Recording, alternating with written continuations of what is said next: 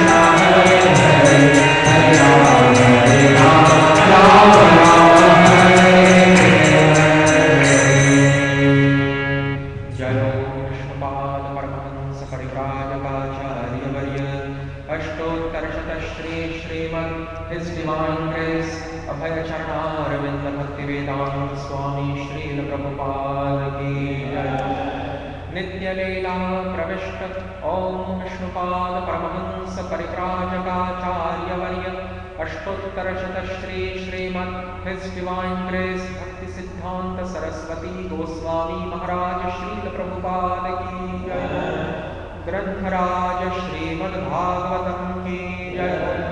Shrimad Bhagavatam morning class की जय हो। युग धर्म श्री हरिनाम संकीर्तन की जय हो। समवेत भक्त वृंद की जय हो। निताई गौर प्रेमा हरि हरि बोल हरि हरि बोल हरि हरि बोल। ओम नमो भगवते वासुदेवाय। ओम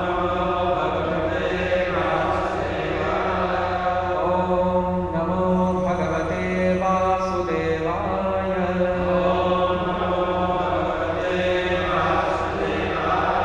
ओम नमो भगवते वासुदेवाय।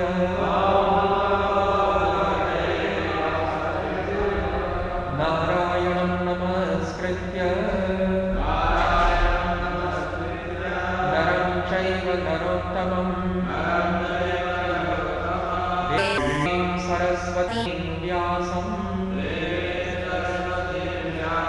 ततो जयमुदीरये। नष्टप्रायश्वभद्रेषु नित्यं भागवत सेवया भगवत्तमश्लोके भक्तिर्भवति नैष्ठिकी। So today we will recite from Srimad Bhagavatam, 3rd canto, 14th chapter, text number 36th.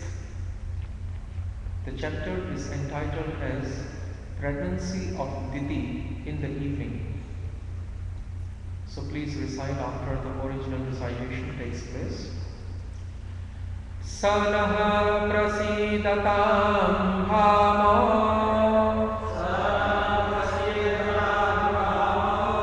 Sanaha prasidatam bhamo Sanah prasidatam bhamo Bhagavanurvanugrahah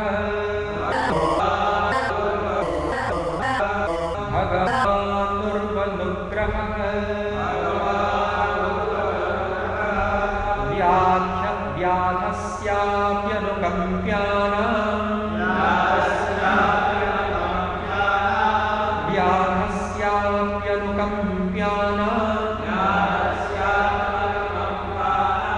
Strinam devah satipatihi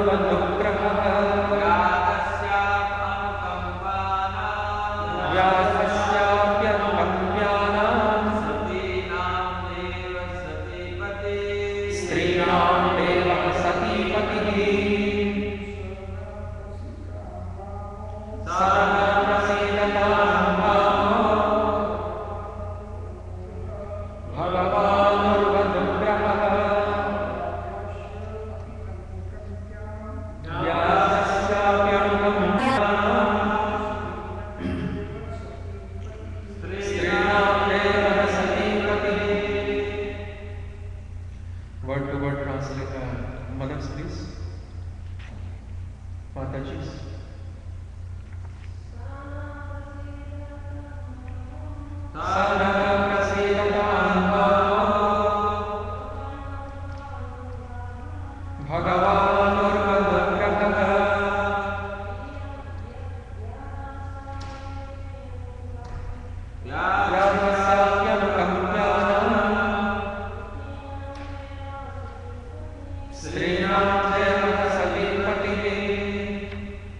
Word-to-word translation.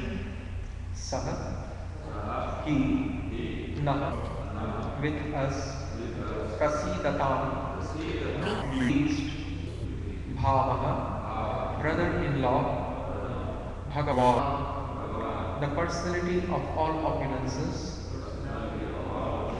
Uru, very great, Anugraha, merciful, Vyadhasya, of the hunter, Api, also, Anukampyanam, of the objects of mercy, Strinam, of the women, Deva, the worshipable Lord, Satipati, the husband of Sati, the chaste. Translation and purport by His Divine Grace, Srila Prabhupada. Let him be pleased with us, since he is my brother-in-law, the husband of my sister Sati.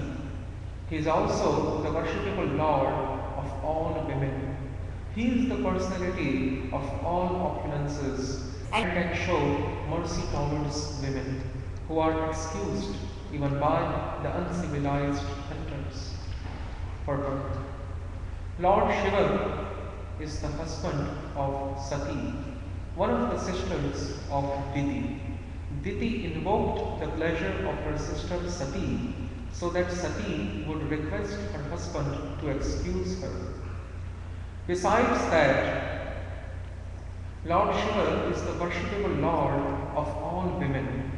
He is naturally very kind towards men, on whom he is naturally very kind towards women, on whom even the uncivilized hunters also show their mercy. Since Lord Shiva is himself associated with the women, he knows very well their defective nature, and he might not take very seriously Diti's unavoidable offense, which occurred due to her faulty nature. Every virgin girl is supposed to be a devotee of Lord Shiva. Diti remembered her childhood worship of Lord Shiva and begged his mercy. Om Ajnanatimirandhasya Jnanam Janashalakaya Chakshurunmilitam Yena Tasmai Shri Gurave Namaha. Shri Chaitanya Manobhishtam Sthapitam Yena Bhutale Swayam Rupaha Kada Mahyam Dadati Svapadantikam Vandeham Shri Guroho Shri Yutapadakamalam Shri Gurun Vaishnavanshcha Shri Rupam Sakrajatam Sahagana Raghunatham Vitam Sajivam Sadvaitam Savadhutam Parijana Sahitam Krishna Chaitanya Devam Shri Radha Krishna Padam Sahagana Lalita Shri Vishakhan Vitamshcha.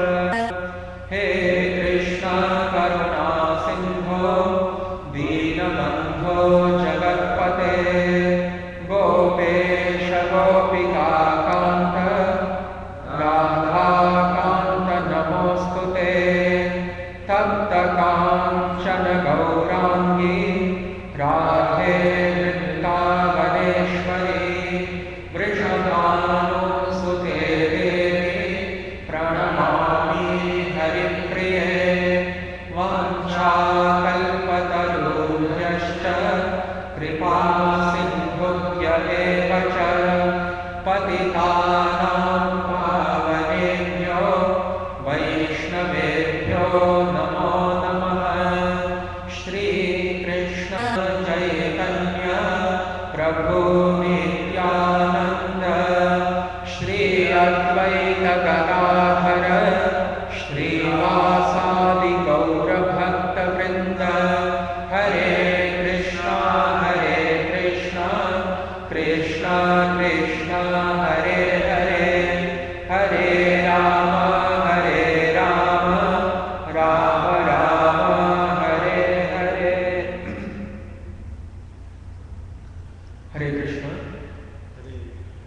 At the very onset of present day's discourse, I would like to submit my most respectfully offered obeisances unto the lotus feet of their divine lordships, Sri Sri Radha Shyam Sundar Dev, along with their eternal entourage such as Sri Lalita Devi, Sri Vishakha Devi, Sri Rupati Manjari, etc.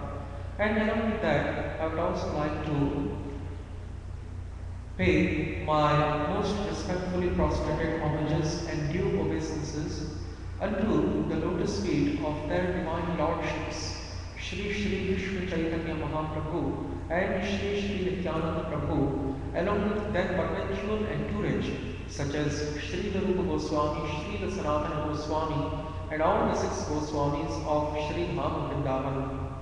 Finally, I would like to pay my due humble obeisances and respects unto the lotus feet of His Divine Grace Abhaya Charana Bhakti Vedanta Swami Srila Prabhupada, who has very artistically and in an attempt way has propagated the doctrine of Krishna consciousness imbued with pure transcendental devotional mellows throughout this world in this present modern era in a most unique and fantastic and enchanting way.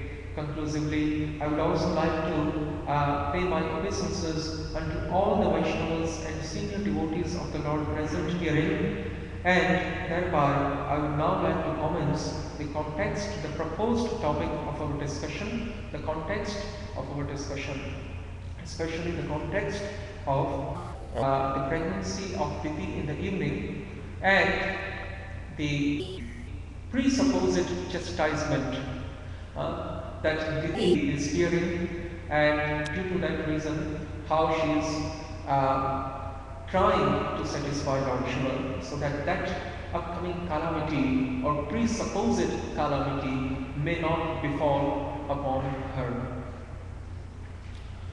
So, as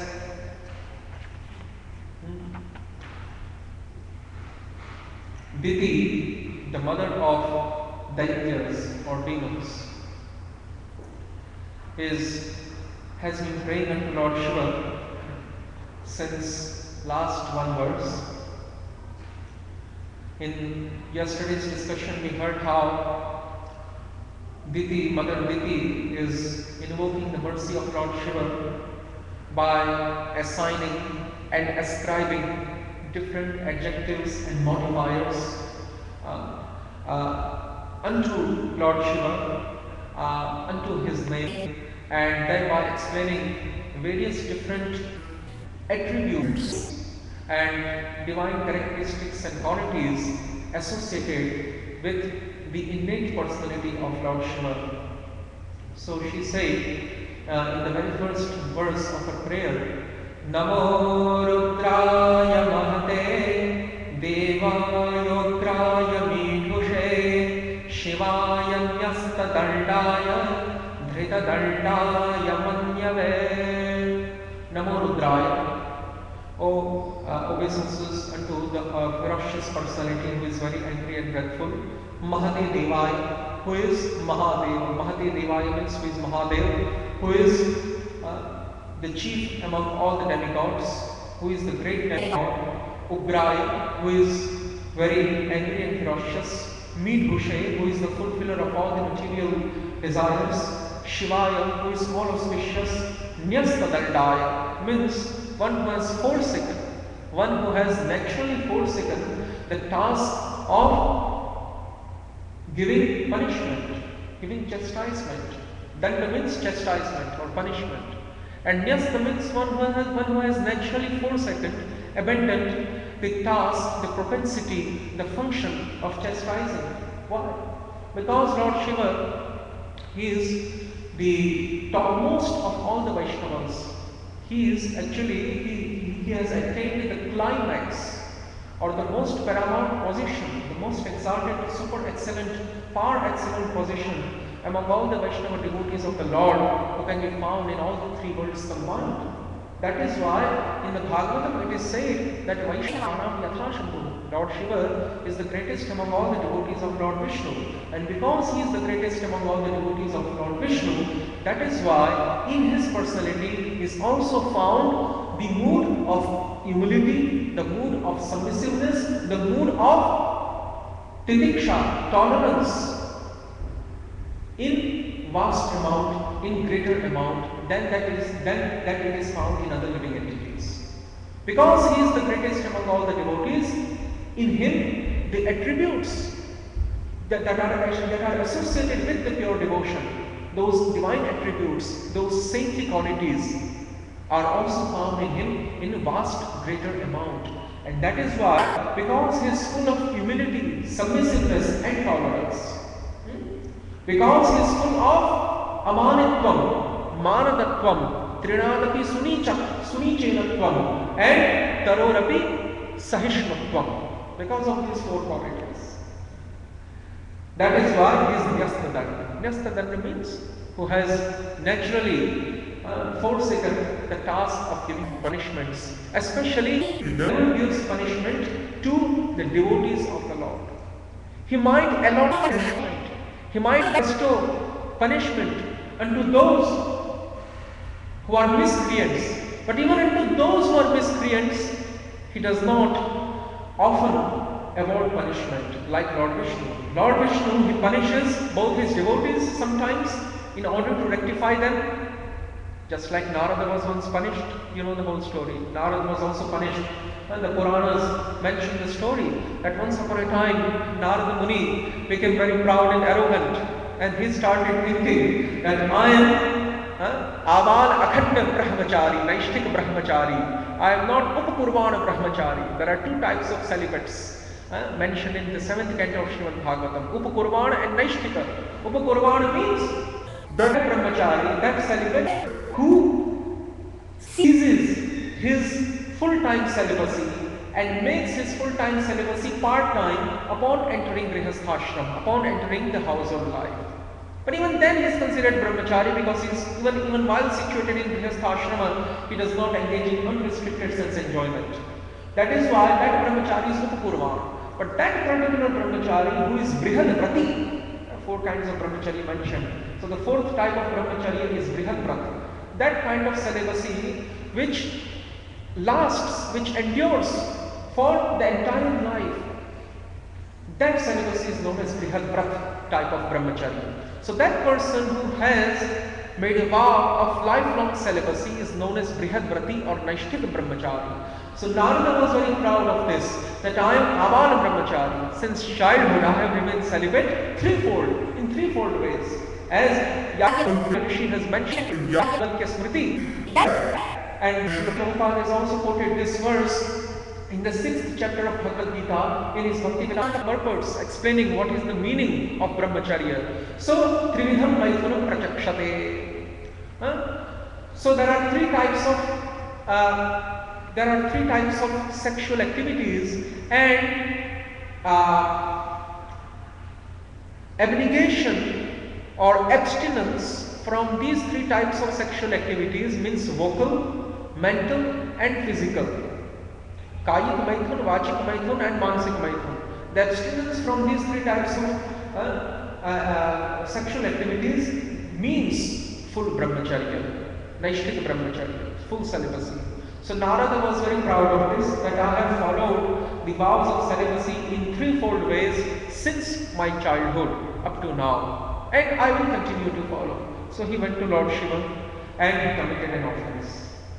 He went to Lord Shiva, he went in front of Lord Shiva and he committed an offense, and he told Lord Shiva, he did not even pay his due obeisances, his due respects. Actually Lord Shiva is elder brother of Narada. In that sense also he should have paid respects. And Lord Shiva is the greatest of all Vaishnavas. In that sense also he should have paid the respects. But he became very arrogant, and rather he told or taunted Lord Shiva by saying, "Oh Shiva, what is your courage?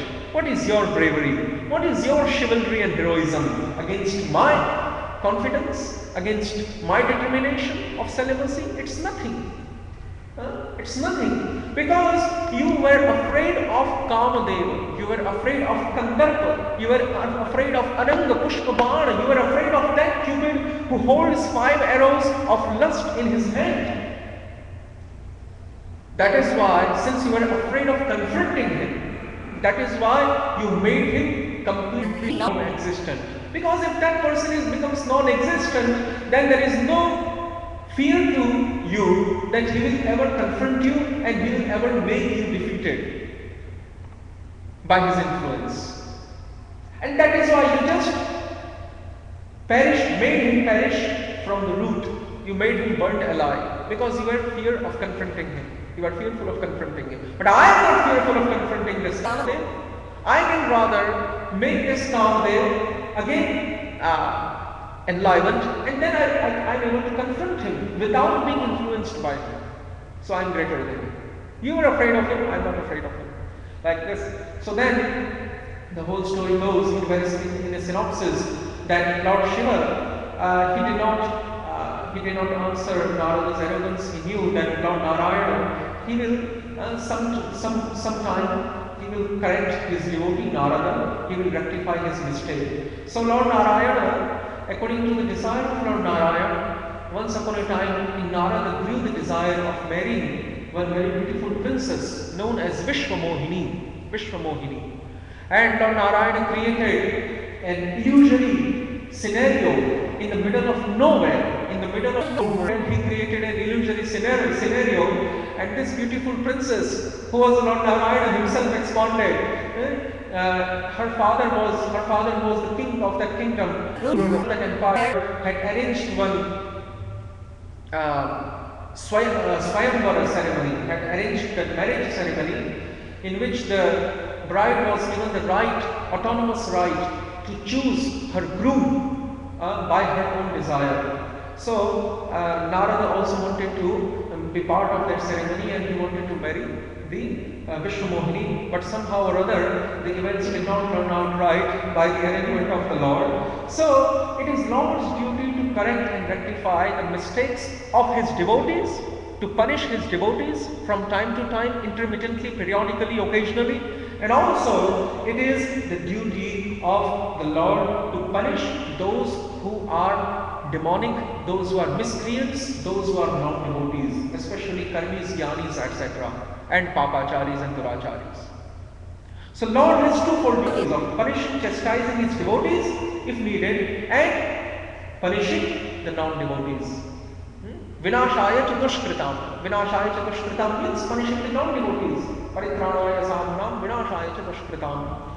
But Lord Shiva, being the devotee of the Lord, being the highest type of devotee of the Lord, he even hesitates to chastise the non-devotees. He does not chastise the non-devotees and demons so much. Only sometimes when he is really forced to do so, he chastises them. Like the killing of one demon known as Shankhachuda. This Shankhachuda is different from the Shankhachuda. Actually, it's a different story. This Shankhachuda story comes in Brahma Vaivarta Puran, who was the husband of Vrinda Devi, Tulsi Maharani, and he was killed by Mahadev in the war. So, upon the deceitful action of Lord Vishnu, by the deceitful action of Lord Vishnu, Lord Shiva was able to kill this Shankhachuda.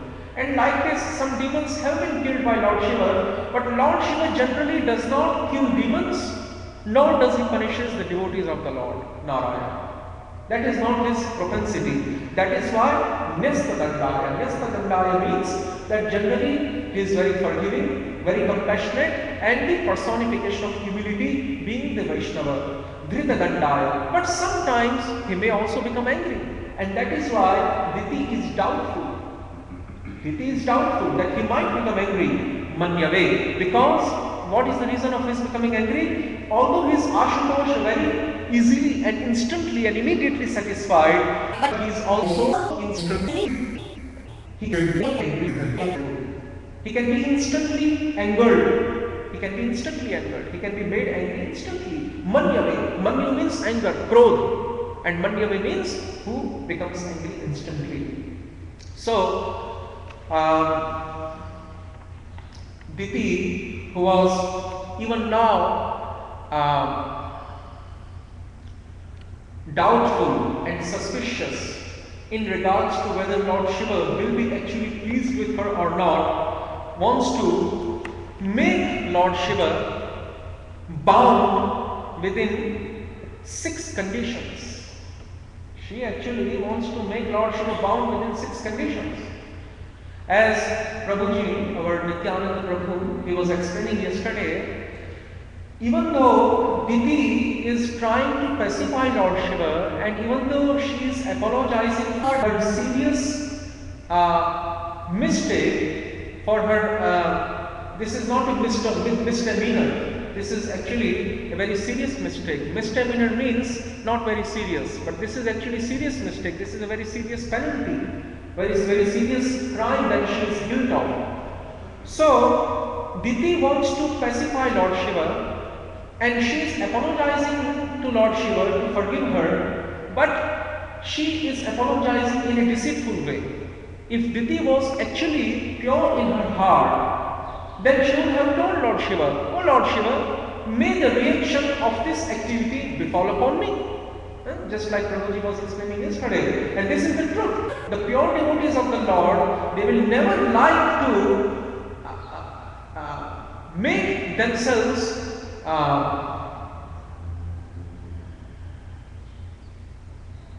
they will always like to make themselves liable for any type of punishment. They will never consider themselves relieved of any mistake or any guilt or any offense or any sin that they have performed. This is the natural humility of the pure devotees. The pure devotees of the Lord, they will like to go to hellish planets and suffer the sufferings and the painful pangs found in those hellish planets without any type of conditioning and without any type of excuse or pretext or contentious argument. But those who are not pure devotees of the Lord, they will like to make themselves relieved of all the punishments that are befalling upon them by using all types of different arguments, conditionings and reasonings. So here Diti is also imposing many conditions on Lord Shiva, and she is actually trying to bind Lord Shiva. This is sometimes also called the act of blackmailing. This is sometimes also called the act of blackmailing. And usually all the sakama karmis, all the fruitive actors, they have this propensity because they are fruitive minded, because they are not serving the Lord for Lord's sake, for Lord's pleasure, because in every action of these fruitive actors, their own personal selfish desires are hidden. And that is why these fruitive actors, even when they will be worshipping the Lord, they will be actually trying to cheat the Lord. They will say that, "Oh Lord, we are trying to satisfy you by these charities, austerities, penances, sacrifices, yajna, dana, tapasya, etc." But even in their trying to satisfying the Lord, there remains hidden the desire, the subtle desire of their personal sense enjoyment. Why they want to satisfy the Lord? Because unless the Lord becomes satisfied, their desires will not be fulfilled. So ultimately, even after satisfying the Lord, there is tinge of duplicity, and that tinge of duplicity is their selfish desire. And here also, Diti is trying to run away from the supposed chastisement of her, or the supposed chastisement of her. She is actually trying to run away. She does not want to be inflicted by that chastisement, and that is why she is making or putting 7 conditions, and she is trying to bind Lord Shiva in these 7 conditions. The first thing Diti is saying is that bhava. She is giving many adjectives to Lord Shiva. She says that sana prasidatam bhavo. Bhava means brother-in-law. Bhava means brother-in-law. One who is the husband of my sister. Sister is generally known as bhagini. And one who is bharta of my bhagini. Bharta means maintainer, sustainer, husband. One who is bharta, one who is the maintainer of my bhagini, of my sister, that person is known as bhava. This is how Sridhar Swami and other acharyas, while quoting on this, while interpreting this verse, have made in-depth analysis of the word bhava. Bhava means one who is the husband of my sister, Bharta of my Bhagini. So she's trying to say, what actually she's trying to say? You're husband of my sister, what does this actually mean? You're my brother-in-law. What she's actually trying to say? Diti is actually trying to say that because you're my brother-in-law, and because you are the husband of my sister, you should not kill my pregnancy or make me suffer any type of calamity. She is afraid of two types of punishments. The first type of punishment she is afraid of is that Lord Shiva will destroy my embryo. He will destroy my womb. He will destroy my pregnancy. The child who is within my abdomen, who is within my uterus. He will destroy my garbha. This is the first calamity. And the second calamity is, Diti is thinking, if that Lord Shiva will not destroy my embryo, then he might destroy or make some kind of other calamity befall upon me. He can make some other type of calamity befall upon me. So these two types of calamities are there. And Diti is trying to say that because you are my brother-in-law, it is not befitting you to kill the child, to kill the embryo of your sister-in-law. This is what she is actually trying to say. By the word Bhama, she is trying to bind Lord Shiva within the familial relationship, within the blood relationship, within the family relationship. She is trying to bound him. That even according to Shishtachar, even according to the moral law, it is not proper. It is actually not proper to kill the womb of any woman, but it is especially not proper to kill the womb of one's own sister-in-law. So she is trying to bind Lord Shiva by using this first argument, not directly but indirectly, by giving him an adjective, and that adjective is Bhamaha. Bhamaha means you are my brother-in-law. By giving this adjective to Lord Shiva, she is actually trying to bind Lord Shiva, Bhamaha. And she has used second argument, and the second argument is Bhagavan. Why you should be pleased with me? Asikata means why you should become pleased on me or pleased with me. Second argument she is stating after the first argument is Bhagavan. Bhagavan means since you are the personality of all opulences, you are endowed with all supernatural and divine powers and potencies. That is why you also have power to make that which is impossible possible. Aghatan ghatan patiyasi atmika shakti. Lord Shiva has this special power which other demigods like Brahma, Indra, etc., the regular or the normal demigods, they do not have. Because Lord Shiva is not a Jivatma, because he is not a living entity. That is why he has this special power that the other demigods do not have. And this special power he has is Aghatan Ghatan Patiyasi Atmika Shakti, which means Lord Shiva can transform that which is impossible into possible. So what is impossible? Generally, in the material world, according to the law of karmic reaction, according to the law of karma, one has to suffer for the ugra karma, for the hard actions, for the aggressive actions and vices that person has performed. Generally, this is the law. This is the law of material nature.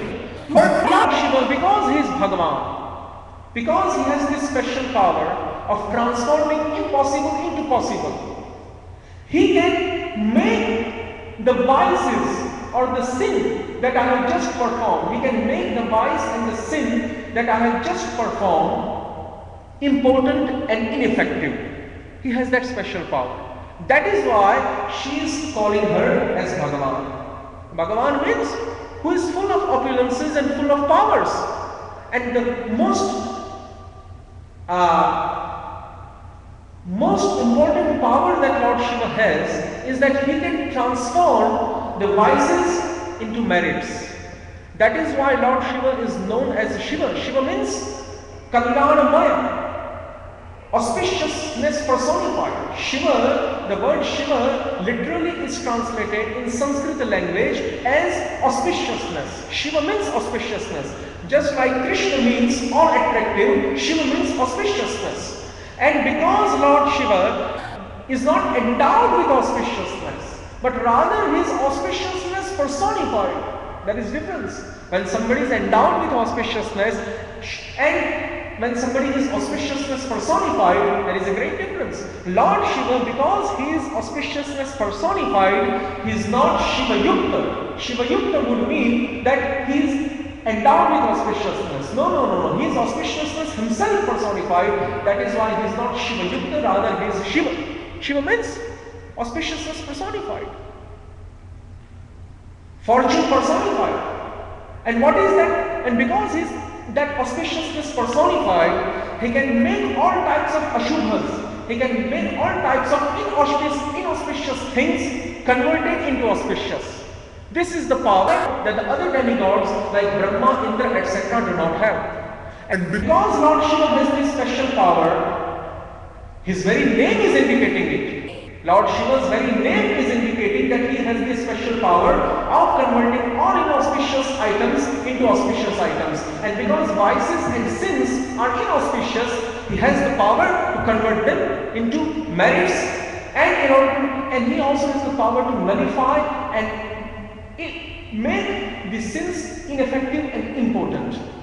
And so, Diti is saying that if Lord Shiva argues, Diti is thinking in her mind, this is what the Acharyas have revealed, the mind of Diti. Diti is thinking in her mind that if Lord Shiva argues that, okay, I am your brother-in-law, so you are trying to say that I should not kill your embryo or your womb because I am your brother-in-law. That may be alright, but you will still have to suffer for the results of your actions.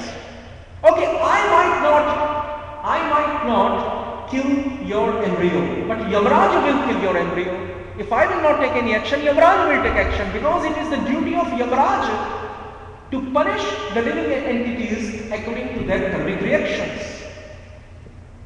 It is the duty of Yamraj to punish the living entities according to their reactions, their sinful activities. So, if I might not take any action on you because I am your brother-in-law and you have bound me within this condition, so Yamraja will take action. So, Diti is trying to counteract or refute both of the arguments given by Lord Shiva. Diti says that because your auspiciousness personified, the time will not come that Yamraja will make a judgment, make a decision of punishing me based on my sins, because you have the power to convert my sins into virtues. You have the power to convert and transform my vices into virtues, and you have the power to make everything inauspicious, my vices and my offenses and my impious deeds nullified and ineffective. That is why if the sin will not remain as sin, then how will Yamaraj make a judgment based on that sin? This is the argument given by Diti here. This is very subtle argument. The Bhagavatam is actually, you have to study Bhagavatam. We all have to study Bhagavatam, penetrating into the in-depth, profound knowledge that is present, that is pervaded, that is permeated within Bhagavatam. So Acharyas, being the greatest psychologists, in front of whom all the mundane so-called psychologists having PhDs and masters and bachelors of degree will fail. This is the psychology that the Acharyas have revealed. Not even modern day psychologists can reveal this psychology.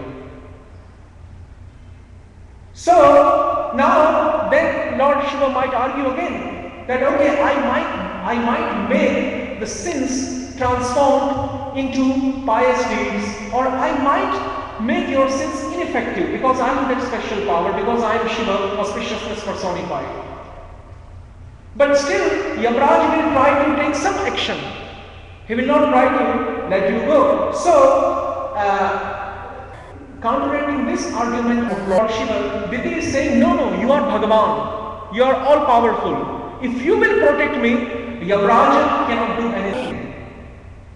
What does it mean? What does it actually mean? Diti is trying to bring Lord Shiva into that part of the history wherein Lord Shiva once upon a time became angry on Brahma, and Brahma, fearful of Lord Shiva's power, had to flee away. And once upon a time, this is also mentioned in other Puranas, once upon a time there was one demon known as Vidyunmali demon. And this Vidyunmali demon was devotee of Lord Shiva. But this Vidyunmali demon had committed some offense unto the sun god Vivaswan, unto Surya Deva. So what happened was that Surya Deva went after this Vidyunmali demon to kill him, but Vidyunmali demon went to Lord Shiva for protection, and Lord Shiva, being very angry that why Surya Deva or sun god is trying to kill my devotee, Lord Shiva, being very angry on sun god, went after sun god holding a trident, and sun god had to flee away also. And that is why Diti is trying to invoke the remembrance of these two incidences, these two past incidences within the mind of Lord Shiva, and she is trying to say, Yamaraj cannot do anything. Just look what happened to Brahma, and just look what happened to Surya. They tried to confront you, but they had to run away. And that is why, if you will protect me, nothing will happen. You can make this inauspiciousness transformed into auspiciousness, and then Yamaraj cannot make any decision based on my sins, because the sins will not remain anymore. And that is why she is saying Bhagavan. Bhagavan means you have the special power, which even Brahma, Indra and other demigods do not have. You have special power, you have special opulence. That is what is meant by Bhagavan here. This is the second condition that, or the second argument, or the second way of exploiting Lord Shiva that Diti is making. The third way that Diti is trying to exploit Lord Shiva is she is saying Uru Anugraha. Uru Anugraha means, Uru means great, and Anugraha means who is mercy or compassion or munificence personified. One who is munificence or compassion personified, and that compassion is not limited. Lord Shiva can say that, oh, I might be compassionate, but I cannot be compassionate upon you. So Diti is saying, no, your compassion or munificence is not limited. Your Kripa Shakti, your grace is not limited. Your grace, your compassion is rather unlimited. You have compassion in abundance. That is why you should also become compassionate upon me. You should not try to limit your compassion only on those people who are righteous and who are pious. You should also become compassionate upon me who has performed an impious deed and who has now become sinful. Because your compassion is not limited, you are Uru Anugraha. Uru Anugraha means in your personality, the virtue of compassion, the quality of compassion is found in abundance. It's in abundance, in surplus amount. It is found in surplus amount in yourself. That is why you should not worry that your abundance will be that your compassion will be misused if you will become compassionate upon me. Your compassion will not be misused if you will become compassionate upon me. Rather, it will be made known to the public that how much forgiving you are even unto those who are sinful.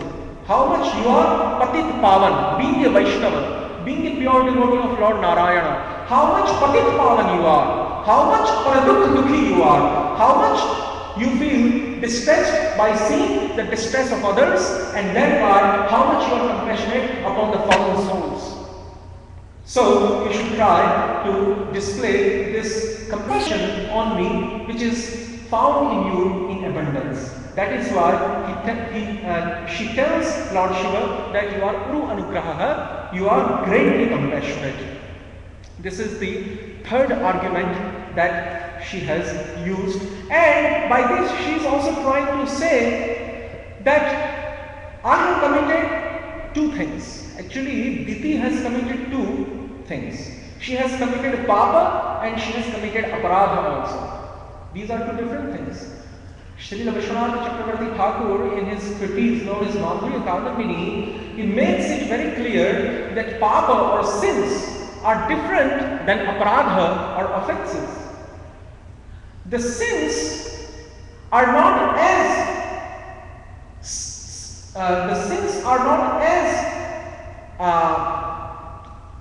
serious as the offenses are, because the sins do not touch the spirit soul, whereas the offense performed either unto the Lord or his devotees, aparad or Vaishnava aparad, that offense which is performed either unto the Lord or his devotees directly touches the spirit soul. This is the difference between the sins and the offenses. This is what our acharyas have explained, that the aparadha directly touches the jivatma, but the papa does not touch the jivatma. Papa or sin only touches the subtle body and the gross body. That's the real difference. That's the ontological difference.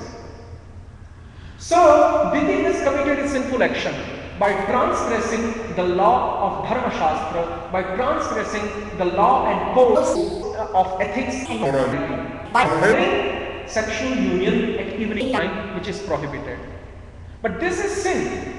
And by saying Bhagavan, she is trying to say that you can make everything inauspicious, you can make all sins nullified because you are auspicious.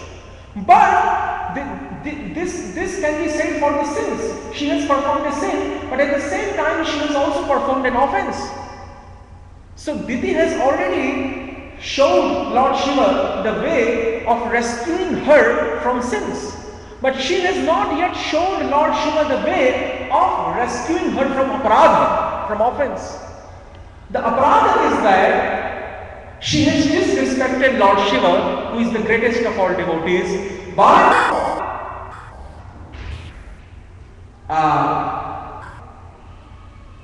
being so much lustful that the natural quality of a woman, which is lajja,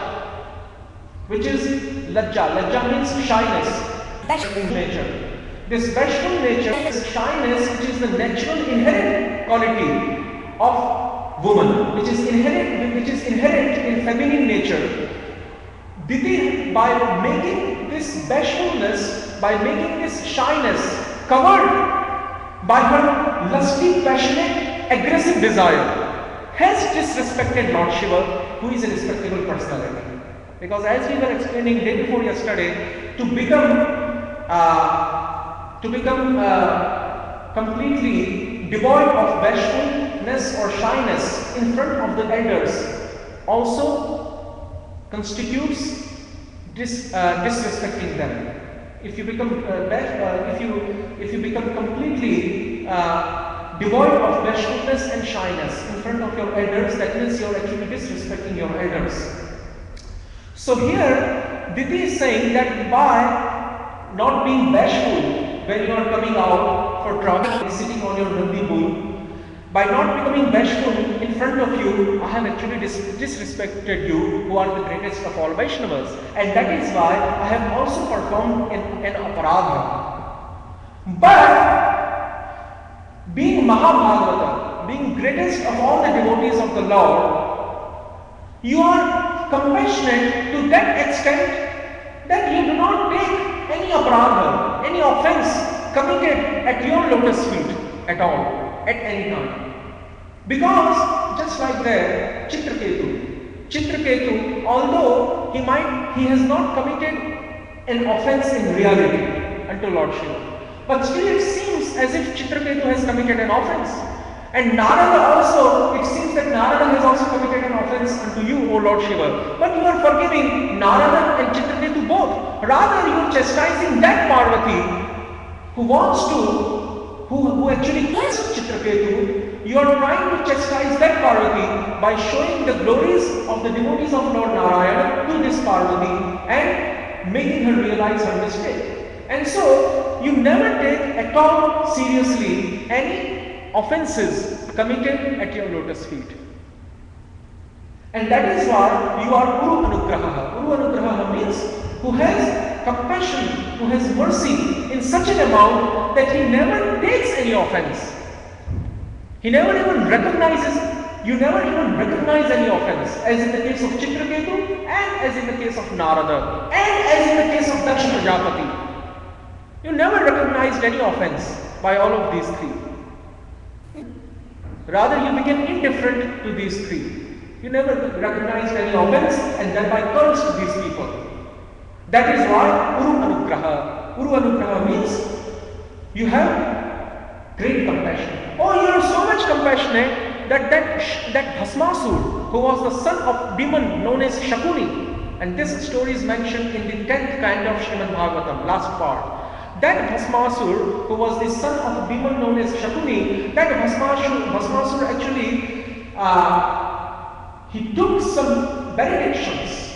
He gave some benedictions from you. And he wanted to test whether those benedictions that you have given to him were real or not, were factual or false. He wanted to test that. So, in order to test that, he wanted to put his hand on you as the first person to be tested or examined. So there also Bhasmasura was trying to offend you in a very serious way, but even though you fell into that calamity and Lord Vishnu rescued you by assuming a form of a dwarf Brahmana and by deluding the intelligence of Bhasmasura thereby. But even then, you did not become angry on this Bhasmasura, neither you cursed him. Otherwise, as soon as that Bhasmasura would try to put his hand on your head, instead of running away, you could have cursed Bhasmasura instantly so that he could have become turned into ashes. Just like you opened your third eye and made Kamadeva, Cupid, turned into ashes. In the same way, you could have opened your third eye, and before that Bhasmasura actually touches you, you could have made Bhasmasura turn into ashes. But you did not do it. You did not do it because you are full of compassion, and rather you made Lord Vishnu rescue you. And you do not do it because you do not consider that offense of Bhasmasura. Even though you were afraid of him, you didn't really consider that offense of Bhasmasura. That is why you didn't open your third eye. Rather, you invited Lord Vishnu to solve the situation thereby. So this shows how much tolerant and how much compassionate, O Lord Shiva, you are. That is why she is saying Uru Anugraha. Uru Anugraha means whose compassion is found in abundance, in a surplus amount. Oh, you are so much compassionate that you cannot even chastise that Bhasmasura who wants to kill you. And if the ordinary uncivilized hunter, Vyadaha means if ordinary uncivilized hunters who are themselves beasts, because only a beast can do the action of killing beasts. So these hunters who are very uncivilized, these butchers and hunters who are uncivilized and who are devoid of all compassion, and who are beasts, who are of the nature of the beasts, who are not humans, who are just humans in their forms, but who are not humans in their nature. Even these hunters show mercy unto women who are the objects of mercy. Dayapatra means objects of mercy. So if those hunters and if those butchers who are devoid of all compassion, mercy, who are full of the mode of ignorance, who are cruel at their hearts, and who are generally of the nature of beasts, even those hunters, they show compassion on women. So why would you, O Lord Shiva, who is most compassionate, will not show mercy or compassion unto me? This is the 1, 2, 3, 4. This is the fourth argument that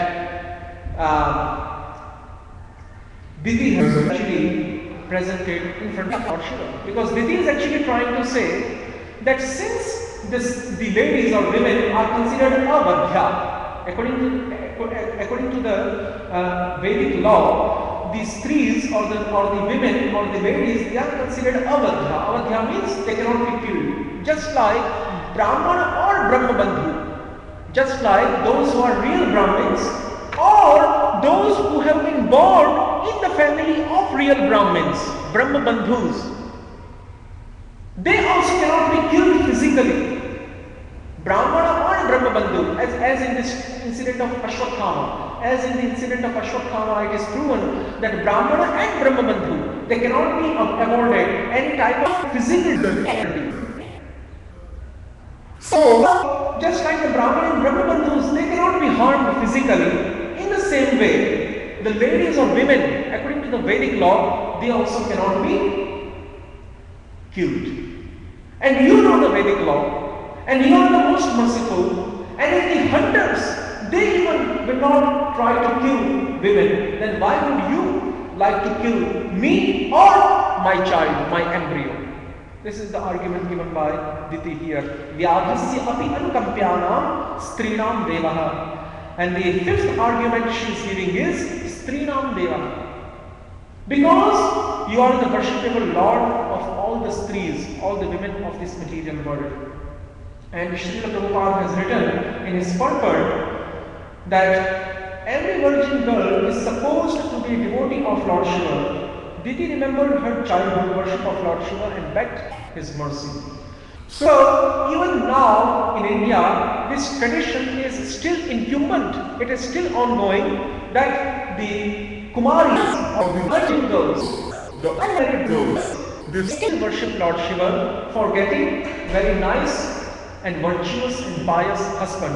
So, every year during the Navratri times in India, the Kumaris or the virgin girls, they worship Lord Shiva in a special occasion known as Gauri Vrata.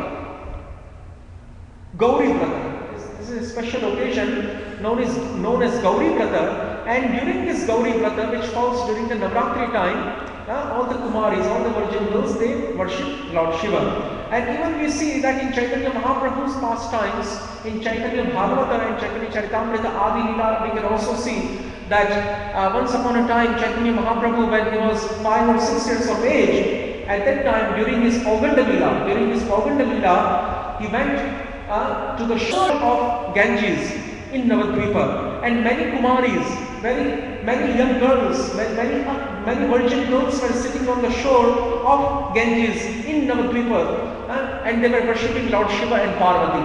And what was the purpose of worshipping Lord Shiva and Parvati? The purpose of worshipping Lord Shiva and Parvati was to get nice husbands. So in Mahaprabhu's Leela, we can also see that even in those times, and even now in India, there is still this custom or tradition of worshipping Lord Shiva. Even Janaki or Mother Sita, although she doesn't need to worship Lord Shiva or Parvati, because she is the internal potency of Lord Narayana. But just in order to set example for the common public, she also has worshipped Lord Shiva and Parvati before her marriage with Lord Ramachandra. This incident is also mentioned in Valmiki Ramayana. Then also Rukmini Vivaha Prasanga, the marriage of Queen Rukmini with Lord Krishna, that has been mentioned in Srimad Bhagavatam 10th canto. Even at that time it is mentioned that Rukmini, when Lord Krishna went in Kuntinpur in Vidarbha to abduct, to kidnap Rukmini Devi, according to the pre-made plan, according to the arranged plan, Rukmini at that time was worshipping Parvati and Lord Shiva. So, this is the custom in India to worship Parvati and Lord Shiva, and we can see that even those cowherd damsels of Braja, Gopikas, they were also worshipping Katyayani, who is the other form of Durga, the wife of Lord Shiva. So, we can see from these incidences that Lord Shiva is actually the worshipable Lord of all the unmarried girls, virgin girls, and that is why he is known as Strinam Deva. Because you are the worshipable Lord of all the virgin girls and even married women. That is why we should try to protect me, who am a woman. I am a woman. And because I am a woman, and because you are my worshipful Lord, and because I worship you before getting married, and even now I am worshipping you many times, that is why, being the default Lord of all the women, you should try to protect me, my embryo and myself, both. Strinam Devaha Sati Patihi. And she is saying that you are the husband of Sati. Sati is one of my sisters. Actually, Daksha Prajapati has 13 daughters. Daksha Prajapati has 13 daughters. And among these 13 daughters, 2 are Diti and Aditi. And another is Sati. Sati is one among the 13 daughters of Daksha Prajapati. So because you are the husband of Sati, you should not punish me, you should not chastise me. Now what is the meaning of this Sati Pati? She has already conveyed the idea that you are the husband of my sister. She has already conveyed this idea by saying Bhamaha. Bhamaha means you are my brother-in-law. Brother-in-law means you are the husband of my sister. She has already once conveyed this idea. So why she is repeating this idea again? If she is repeating this idea again, then it means that she is full of the fault of redundancy. Redundancy means punarukti dosha. Punarukti dosha. To say one thing 2 times in one verse means you are making it redundant. And redundancy, punarukti, is actually considered a fault, is actually considered a dosha. So, certainly this is not redundancy. Srila Vishwanath Chakravarti Thakur, he is saying, while commenting on this word Satipatihi, he is saying that here Satipatihi does not mean the same as Bhama, does not mean the same as brother-in-law. Here Satipatihi has some special meaning. That is why it cannot be considered to be redundant terminology. Vishwanath says, Evam Sanshayana, Evastuvana, Swadainyam Darshayanti, Tasmad Abhayam Prarthayate, Bhamo Bhagini Patihi. Bhama means the husband of my sister.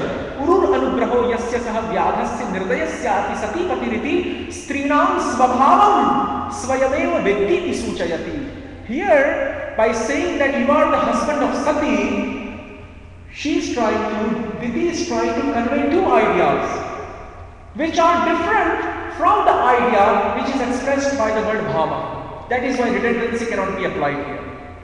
What is the first idea she is trying to convey? She is trying to convey that because you are the husband of Sati, Parvati, because you are the husband of Sati, you know very intimately what are, as being the husband, you know very intimately what are the faults or what are the natural faults of women, which rather a brahmachari or a celibate cannot know. A brahmachari or a celibate or a person who has never associated with women except for his mother, he can never know this thing. But you are not brahmachari because you are married, and married to whom? To Sati.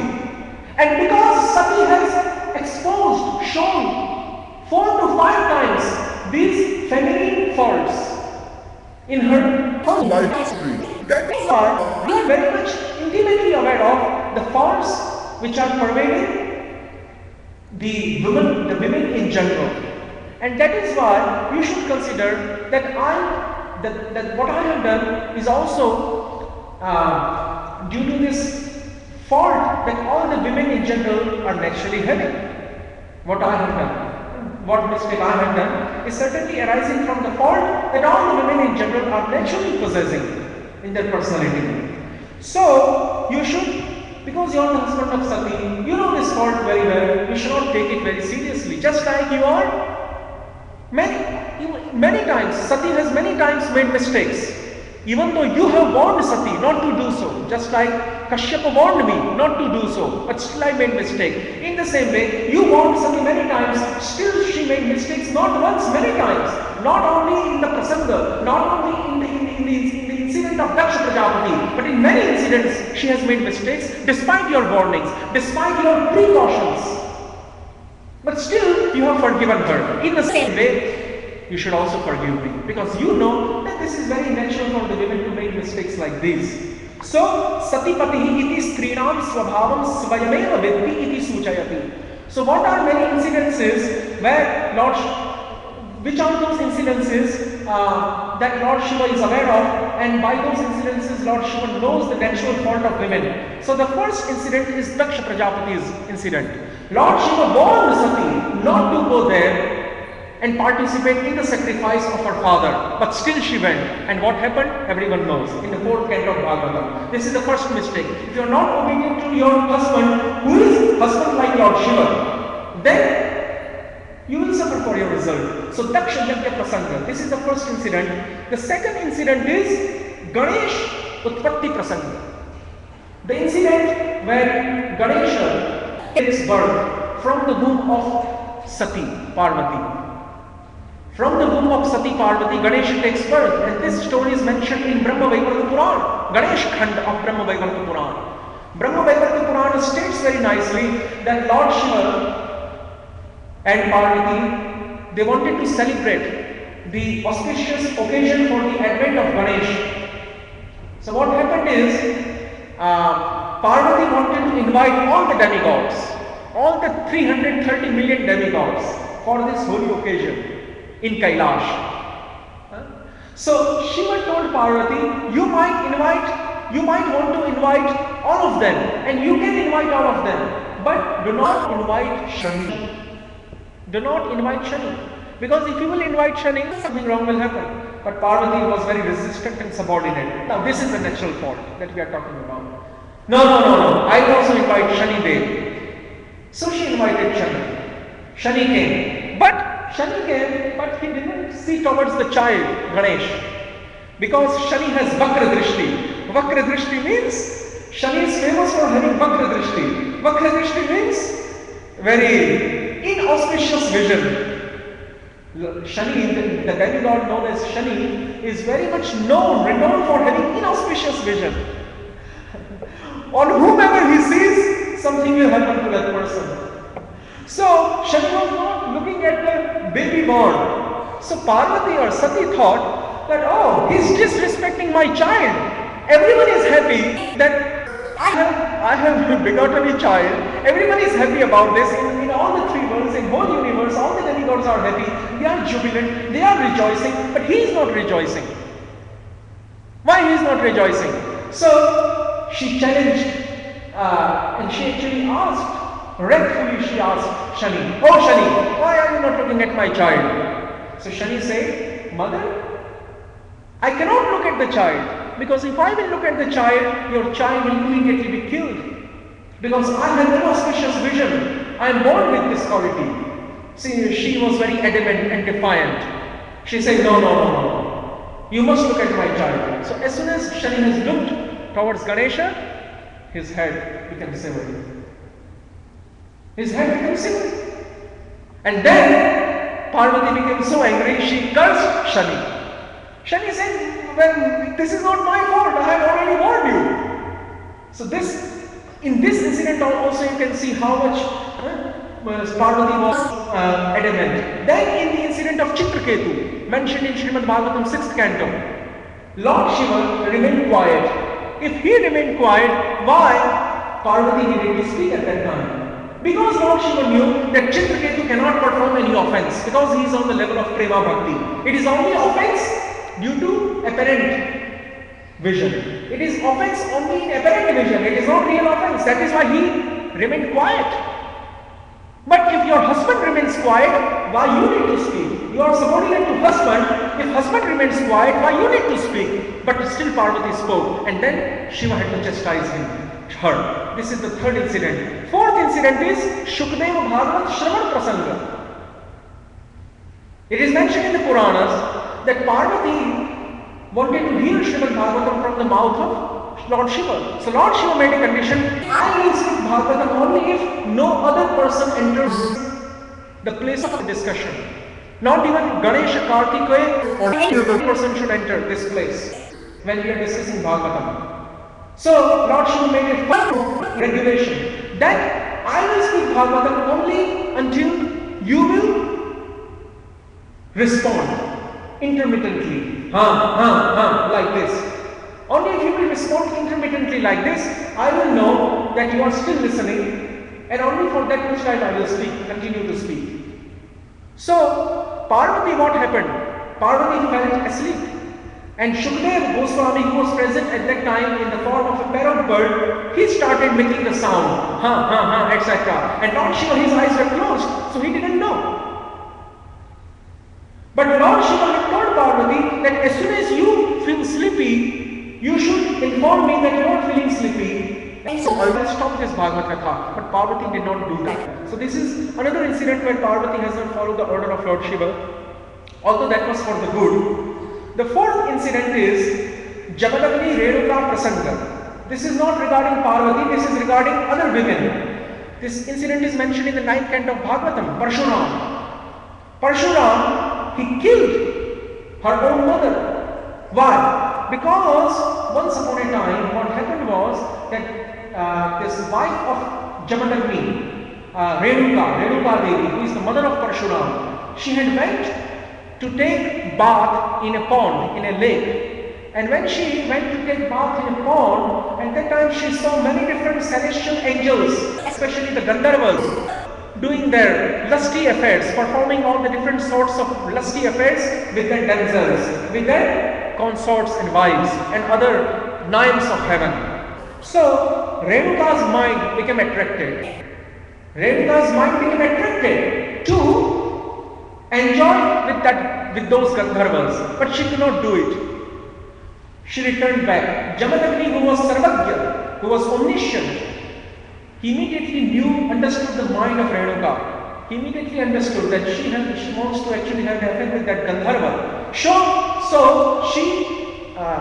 So in order to chastise her, Jamadagni, he actually ordered Parshuram to chop off the head of his mother instantly. And Parshuram, knowing the power that his father was possessing, he was knowing that my father could again make my mother alive. So he chopped off the head of his own mother, and then Parshuram requested Jamadagni to make his mother again alive, and he made it. So this is another incident where actually the woman should remain subordinate to her husband, but due to this, and then Ahalya Prasanga, in that incident of Ahalya and Gautama, why Ahalya was cursed by Gautama Rishi. So there are many incidences that faults in the characters of women in general, and even women like Parvati and Sati, even those high celestial women, Devis of Swarga, even in them this fault is found, because this fault is very much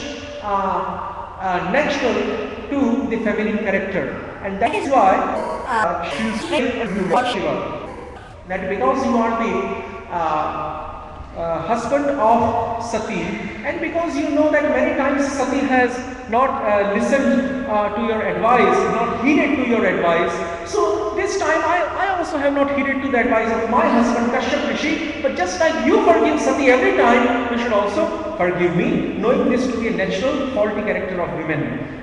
Or else the word Sati Patihi can also hear me. Vishwanatha says, Yadva Satya Apyamurodhena Tad Bhagini Mam Madandayatu iti Sa Sati Mahat Aparadham Marjayati Tu iti Bhavaha. Marjayatu Tu iti Bhavaha. Vishwanatha is saying, or else, why I am saying that you are the husband of Sati? I am saying that you are the husband of Sati, so that I am actually trying to invoke compassion in Sati, who is my elder sister. By saying that, oh Lord Shiva, you are the husband of Sati, I am actually trying to invoke compassion in the heart of my elder sister Sati. So what she will do is that she will try to persuade you, she will try to convince you to not to punish me. This is why I am using her name while defining you, O Lord Shiva. I am using her name while defining you, while praying unto you, Sati Patihi, husband of Sati. This is the reason I am using her name, so that she might work as an agent for me. So these are the different types of psychological reasons why Diti has prayed like this, and also have many things much more to say, but now since we have reached our time limit, so we will stop the session. Any questions or inquiries? Short inquiries? Okay. Hare Krishna, Krishna Krishna, Hare Hare, Hare Rama, Rama Rama, Hare Hare. So we just try to explain what Prabhupada also said here. He said that since Lord Shiva is himself associated with women, he knows very well their defective nature and he might not take very seriously. So this is what we have actually tried to explain here. Hare Krishna.